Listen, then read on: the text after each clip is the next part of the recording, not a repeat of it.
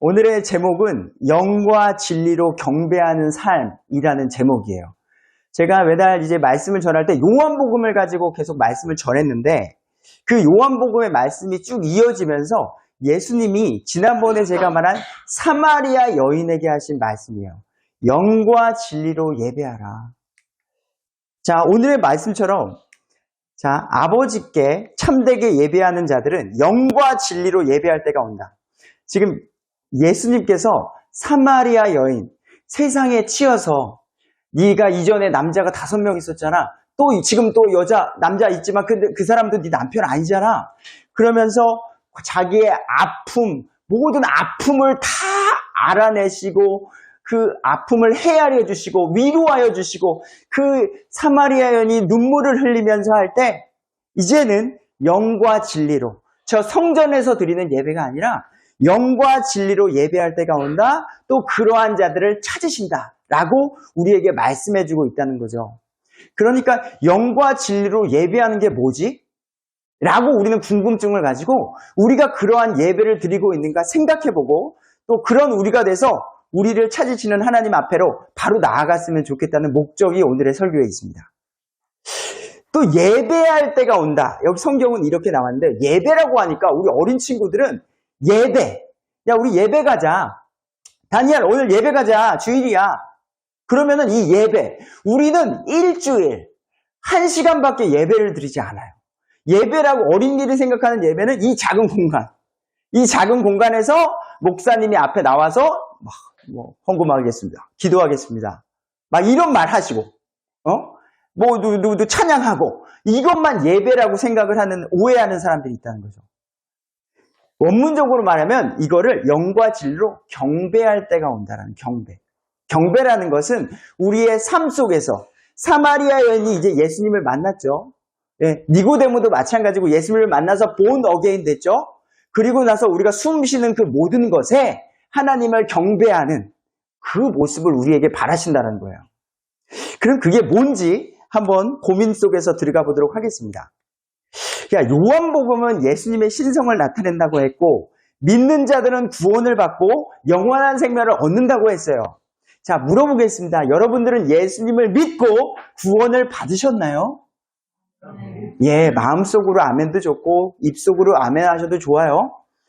그렇다면 우리는 정말로 여러분들의 마음이 믿음의 고백이 사실이라면 우리는 영원한 생명을 얻었죠. 그리고 나서 우리는 이제 영원한 생명을 얻은 가운데 이 세상을 지금 살아가고 있어요. 학교를 다니고 있고요. 직장 생활을 하고 있고요. 우리는 그렇게 살아가고 있는데 그 삶이 쉽지 않다고 성경이 말을 하고 있어요. 그 대표적인 이야기가 성경 창세기 출애굽기. 출애굽기에서 그 속박의 땅 이집트에서 이스라엘 백성이 하나님의 인도하심으로 모세를 통해서 나오게 됐지만 그 하나님의 말하는 그 가나안 땅으로 가는 그 여정이 너무 힘든 거예요.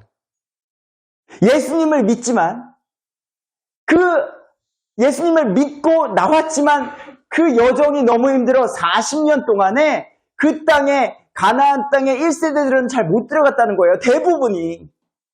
그러니까 우리가 예수님을 믿고서 예수 살아간다는 그 자체는 쉽지 않다라는 것을 우리 친구들이 생각을 해줘야 돼요. 우리 교회에 장점도 있지만 단점이 뭔지 아세요? 단점을 보지 않으면 발전이 없어요. 우리는 너무 편안해요. 아세요? 이 예배당이 너무 쉽게 여겨질 수 있다고. 집에 있다가 시간 됐네? 그냥 가야지. 몸의 단장, 마음의 단장, 기도를 맡은 분들은 기도의 단장, 찬양 인도자들, 찬양하는 사람들, 이러한 것들에 대한 부담감을 가지고 큰 교회들은요, 그런 게 좀 있어.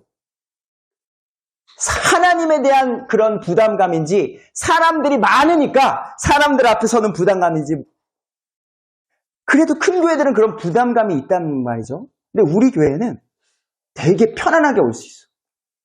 사무엘은 예배 드리러 가자. 계단 내려가야지. 이 작은 공간. 그러니까 우리 어른들은 그나마 그런 훈련이 되셔서 다르실지 모르더라도 우리 어린 친구들에게 있어서는 너무나도 하나님에게 나오는 이 공간이 너무나도 쉽게 생각되어질 수 있는 오해의 소지가 있다라는 거죠. 자, 우리가 예수님, 하나님을 진짜로 믿고 영과 진리로 예배하는 것. 자, 요한복음의 이야기를 간단히 요약해 볼게요. AD 90년경, 요한계시록이 96년경 완성이 되고 요한복음 90년, 이제 예수님의 역사 끝부분에 침례자 요한이 나타나죠. 그래서 예수님께 침례를 주면서 예수님이 공생의 사역을 시작하는 이야기가 요한복음에 시작되고 제자들을 부르시면서 이제 내가 십자가를 지고 이 세상을 떠날 것인데 성경은 완성되기 전이고 나를 대신해서 예수님을 대신해서 복음을 전할 자들을 예수님이 모아주시고 가나안 혼인잔치에서 첫 기적을 일으키시면서 내가 하나님의 아들 메시아다라는 것을 드러내시고 그리고 성전에 가봤더니 이게 뭐예요? 예전에 그 성전에서는 내 죄를 씻고 나의 잘못을 고백하고 하나님과 단절된 나의 관계를 회복하시는 좋은 곳이었어요. 그곳에 가면 누구 힘들었어? 위로해 줄게요. 그런 곳이었다고요. 의미적으로 오늘 힘들었어? 삶 속에서 힘들었어? 그곳에서 이 예배의 장소는 위로해주고 함께해주고 눈물 흘려주고 그런 곳이었어요. 하나님과의 회복이 되는 곳이었는데 거기서 장사하고 있는 거예요.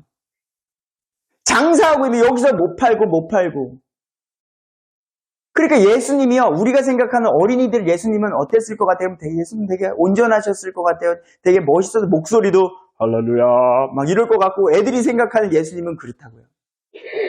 예수님이 여기서 상을 엎어버렸다니까. 나 그런 사람 보면 무서울 것 같아요. 상을 엎어버렸어요. 뭐 그런 예수님이 있었다고요. 그런 모습의 예수님. 그러면서 또 니고데모를 만나서 우리 다시 태어난다. 그 말씀을 이제 해주시고 니고데모는 유대인이었죠. 유대인에게 나타나서 또 본 어게인 새롭게 태어나야 한다라고 얘기해 주시고 또 누굴 찾아 만나셨다?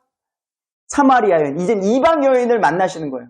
유대인도 만나시고 이방 여자도 만나시면서 복음이 땅끝까지 우리 사도행전 1장 8절의 말씀처럼 예루살렘과 온 유대와 사마리아와 땅끝까지 복음이 전달되도록 예수님이 움직이고 있는 이 시점에 사마리아 여인에게 이제 말하는 거예요. 새롭게 이제 나를 믿게 됐냐? 너 이제 사마리아 여인이 가서 예수님을 전했더니 수많은 사람들이 따랐더라고 4장에 나와요. 그런데 그 사람들에게도 말하는 거예요. 그러면 나를 따른다는 것, 예수님을 믿는다는 건 영과 진리로 경배하는 거라 라고 말씀하신다는 거죠. 영과 진리로 예배할 때가 오고 그 사람을 찾으신다. 자, 그림 하나 보여줄게요. 자, 우리 어린 친구들은 이게 뭐 같아요? 성경책이에요. 옛날 첫 성경. 한국이라는 나라, 조선이라는 나라죠. 그때는. 조선이라는 나라에 처음으로 번역된 성경이 이거예요. 자, 성경은 원래 히브리어와 헬라어로 되어 있습니다. 그리고 신약은 그리스어로 되어 있어요. 그리스어 중에서도 코인의 그리스어. 일반 사람들이 통용하는 그런 성경으로 쓰여졌어요. 그게 번역이 돼야 되잖아요. 번역이 돼야 지금 우리가 보고 다양한 언어로 번역이 될 때 우리 한국, 조선이라는 나라에 처음으로 번역된 책이 이게 뭐다? 난 읽기도 못하겠어.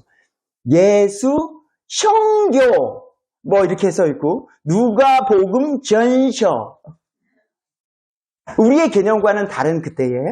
그래서 이렇게 성경이 이렇게 쓰여 있는 거예요. 이거 제가 노력해봤는데 못 읽겠더라고요. 그러니까 그 의미가 우리에게 다가오지가 않는 게 있죠. 이게 최초의 한글 성서였다라는 거죠. 자, 또 있어요. 신약전서.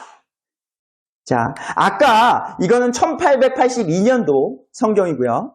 자, 이거는 1900년도에 또 신약전서가 출판된 성경책입니다. 구약전서. 자, 이것도 1911년. 자, 1911년도에 만들어진 요 성경은 우리 어르신들은 조금 익숙할 거예요. 왜? 제가 어릴 적에는 요런 성경이 있었거든요. 교회 가면 지금 우리 친구들은 책을 이렇게 보잖아요. 이렇게 넘기면서. 예? 이렇게 읽고. 이때 당시에는요, 위에서부터 아래로 읽었어요. 우리 친구들. 성경책을. 그리고 막 한자도 들어가 있고, 어려워요. 이게 이해하기가 더 쉽지 않았어요. 이런 성경책이 여기에 나와 있었어요. 그러니까 외국 선교사님들이 조선이라는 땅에 예수님의 복음이 들어가야 되는데 그 땅은 이미 샤머니즘, 우상, 토속신앙 이런 것들이 우리에게 물들어 있었다고요.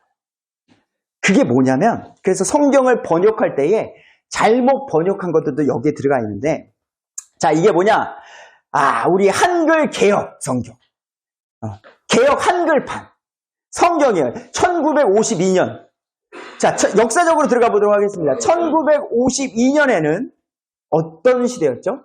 일제강점기가 끝나고 나서 이제 1950년 8월 15일 대한민국이라는 나라가 생기기 이전 광복 그 후에 이 성경책이 쓰여졌어요. 그 당시에 우리 사람들의 문화 수준을 이해해야 돼요. 그게 뭐냐? 짜잔.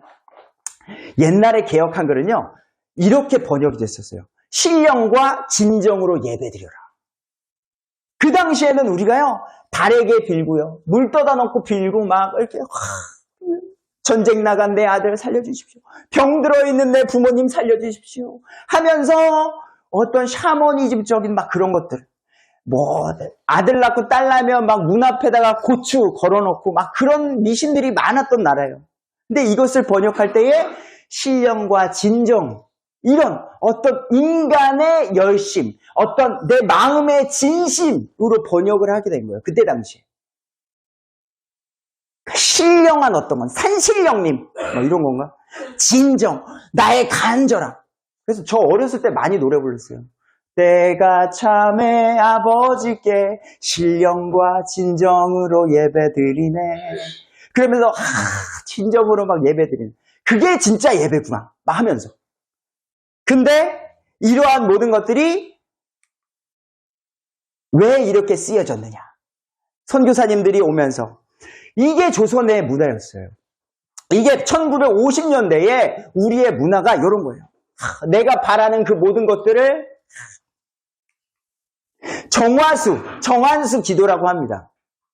그때 당시에 하나님을 모르고 할 때에 새벽물을 뜨는 거예요. 새벽물. 정환수라고 하는 건 자, 우물이 있잖아요. 우물. 지금처럼 물 틀면 나오는 게 아니잖아요. 우물을 뜨는데 한 번 누가 목마르니까 우물을 딱 뜨는 순간 그 물의 파장 때문에 밑에 찌꺼기들이 올라오게 돼 있어요. 그러면 약간 이제 더러운 것들이 섞일 수도 있겠죠. 그러면은 그 더러운 분빗물이 가라앉을 때까지 기다려야 되는데 이 정화수 기도는요. 새벽에 몇 시간 동안 밤새도록 분빗물이 가라앉은 그때의 천물을 떠서 그것들을 항아리 위에다가 올려놓고 여기 달이 있으면 그 달빛이 정환수에 반사돼서 내 눈에 들어오게 하는 거예요. 이 과정을 거친 거예요. 그리고 북쪽을 바라보는 거예요. 그리고 간절한 마음으로 내가 바라는 그것을 기도하는 거예요. 기도가 끝난 후에는 그 물을 들이킵니다. 이게 그들의 믿음이에요. 우리 샤머니즘적인 믿음으로 이 모든 것들을 행했다는 거예요. 물을 마시고 그리고 이것을 남은 물은 동쪽에 꼭 버려야 되는 거예요. 지금 한국이 제사랑 비슷하다고 보면 돼요. 그렇게. 그리고 매일 반복해서 기도를 드리는 거예요. 이러한 배경 속에서 기독교가 외국의 선교사님을 통해서 한국에 오다 보니까 새벽 기도 같은 것도 어디에만 있죠? 한국에만 있는 거예요. 자, 기도가 나쁘다는 거 아니에요. 기도가 나쁘다는 거 아니에요. 우리 그럼 새벽 기도 우리 교회 안 하잖아. 우리는 나쁜 교회인 거야. 새벽 기도 해야지. 그게 정말로 옳다면. 하나님의 뜻이라면. 근데 새벽에 물뜨던 그런 마음과 정신과 진정성이 우리 조선이라는 땅, 이런 문화적인 게 있다 보니까 이것을 섞어서 우리에게 있어서 여기 교회들 다 보세요. 한국 교회만 새벽 기도가 거의 있다니까요. 그럼 다른 교회는 잘못된 거잖아요. 이건 문화적인 성향 속에서 생기는 이런 것들이다. 근데 이런 개역 한글에서 개역 개정으로 이제 1998년도에 개정을 했죠.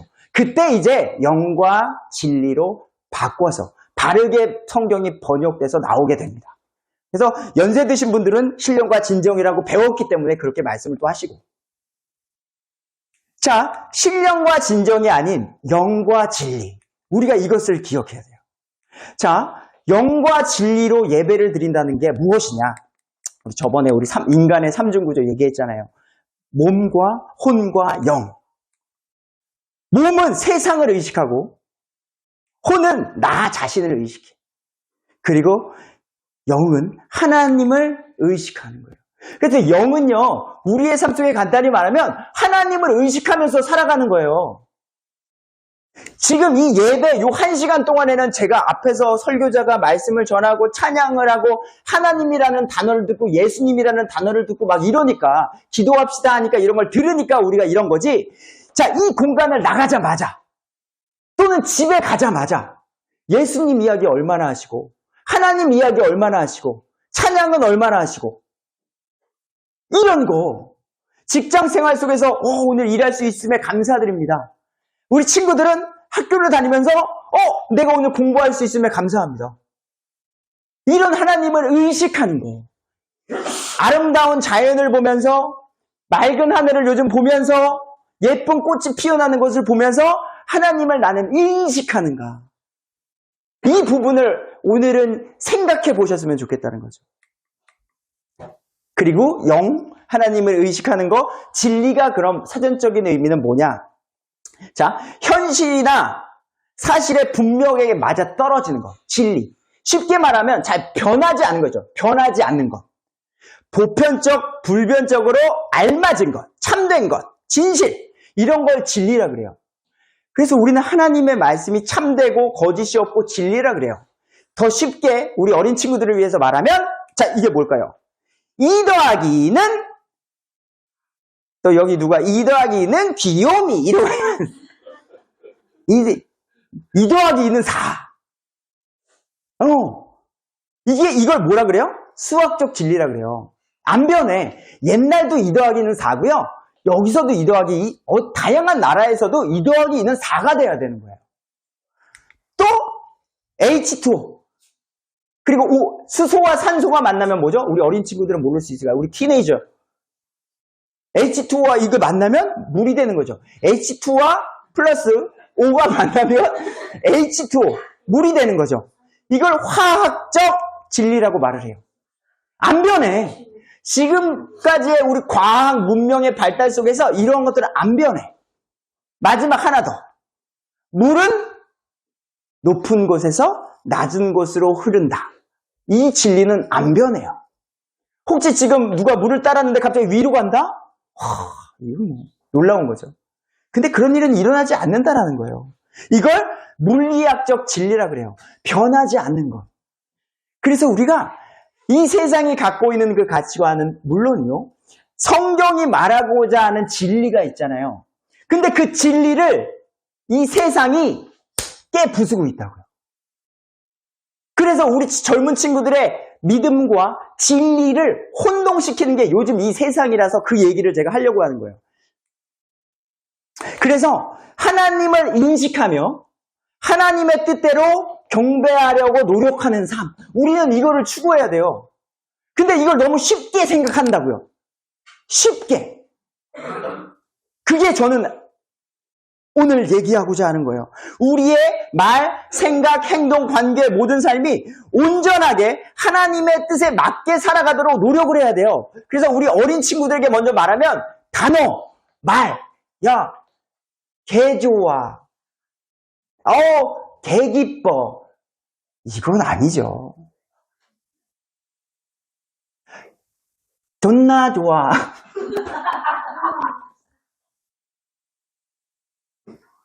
제가 지금 되게 쉽게 어린이들을 위해서 말하는 건데 예수님을 믿는다는 사람이라면 그런 표현, 그런 대화, 더러운 대화거리 이런 거에 섞이면 안 돼요.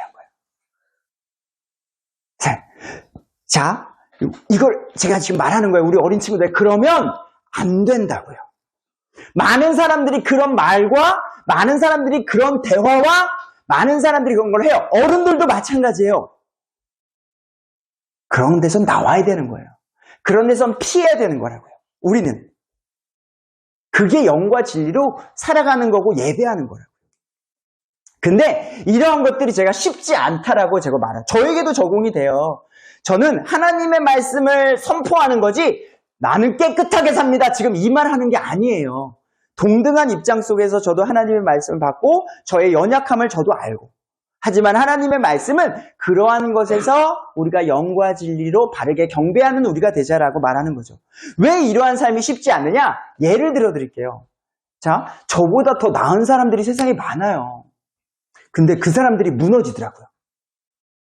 나보다 더 멋지고 나보다 더 훌륭한 목사님들이 계신데요. 그들이 무너지더라니까요.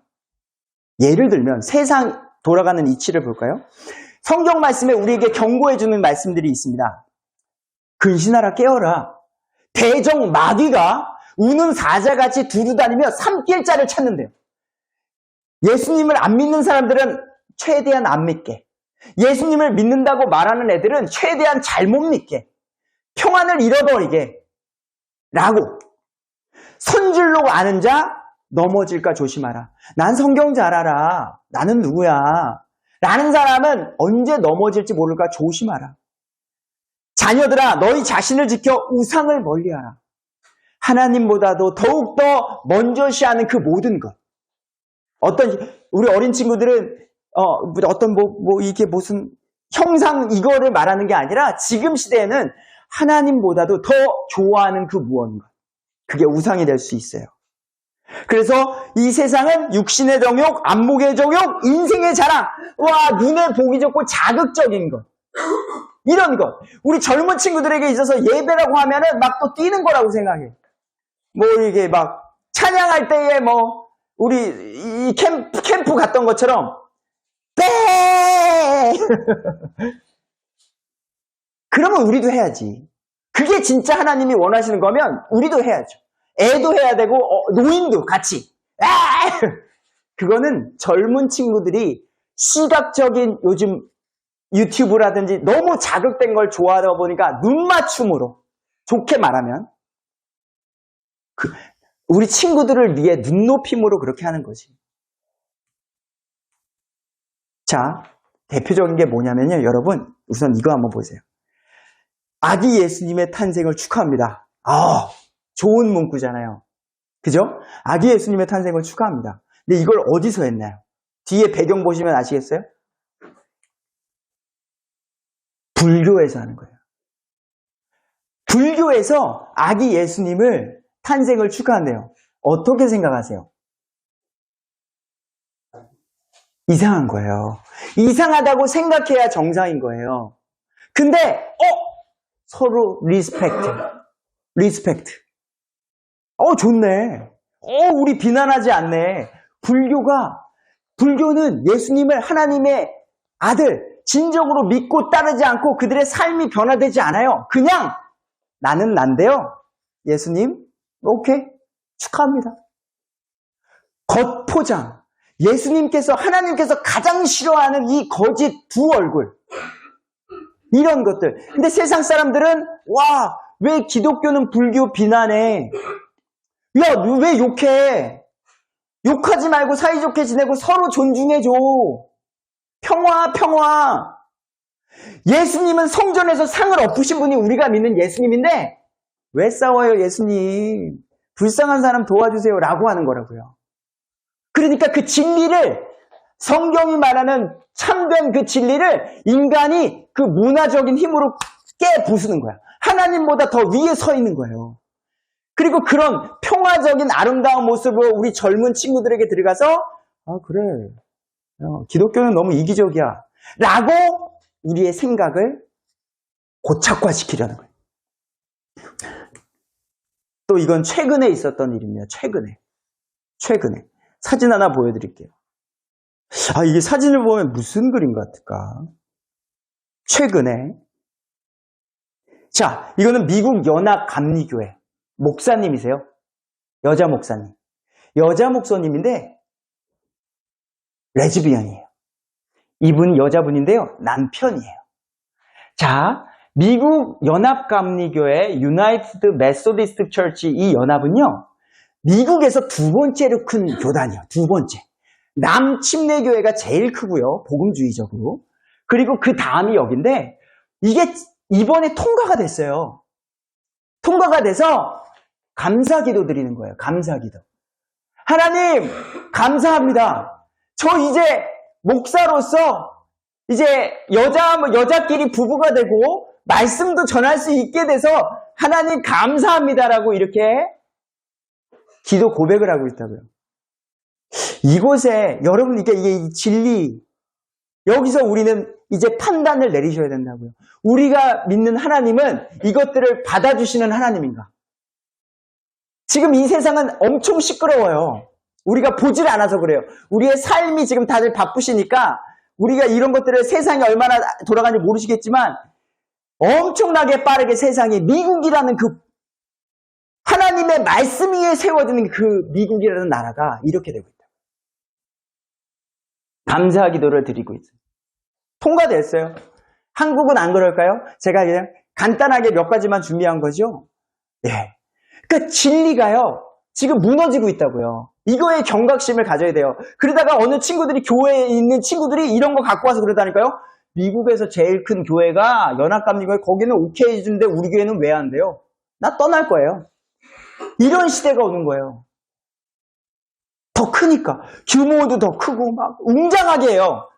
웅장하게 모여서 서로 사랑해주고 퍼포먼스를 해준다니까요. 드디어 하나님이 우리를 인정해 주셨습니다. 하면서. 그러니까 저 어린 친구들은 여기에 다 넘어가기 쉽다는 거죠. 더욱더. 그리고 또 최근에 이젠 한국 땅에 있었던 이야기. 자, 마지막 신호, 마지막 성도. 데이비드 차라고 하는 분이세요. 아주 유명한 분이세요. 근데 또 문제를 최근에 일으키셨어요. 너무 유명한 분이에요. 세계적으로 이곳저곳을 다니면서 마지막 때를 이야기하면서 다니시는 분인데 이분이 그만 돈 문제, 여자 문제에 넘어지셨어요. 그래서 2시간 동안에 회개의 메시지를 전하는 시간을 가졌어요. 인정을 하시고 내가 가정이 있고 자녀가 있으신데 여자에게 또 돈에. 근데 그분이 전 세계를 돌아다니면서 막 이렇게 순수하게 얘기했다고요. 나는 겸손합니다. 나는 뭐 돈도 없습니다. 나는 뭐 가정은 이렇습니다라고 말하면서 그만 그런 아이들이 있어서 깊이 있게 얘기는 못하겠으나 넘어지고 말았다고요. 그러니까 이중적인 어떤 그런 모습들이 있어서 너무나도 가슴이 아파요. 그래서 지금 회개하고 사죄합니다. 이분의 성함이 이런데 너무나도 슬픈 거죠. 근데 제가 오늘의 주제는요. 제가 누구를 비난하고 이게 아니에요. 저는 우리가 여러분 바르게 알고 우리도 선줄도 아는 자 넘어질까 조심하라라고 말했고요. 우리가 영과 진리로 예배한다는 게 무엇인가 바르게 알고 자, 너 말고요. 딱 제가 또 이런 말 하면은 저 앞에 서가지고 하나님의 말씀 뭐 이렇게 전하면서 너는 어떤데 그건 제 문제고요. 우리 스스로가 나는 하나님 앞에 온전히 서 있는가?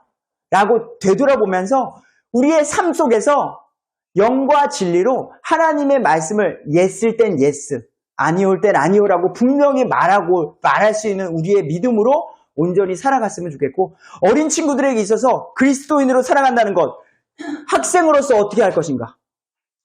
부모님들에게 나는 어떻게 대해야 할 것인가? 이러한 것들 고민하고 생각하면서 우리가 하나님의 뜻에 맞게 나아가도록 노력하는 우리가 됐으면 좋겠습니다. 결론 맺도록 하겠습니다. 자, 삶 속에서 영으로 하나님을 인식하자. 그래서 우리가 훈련이 돼야 돼요.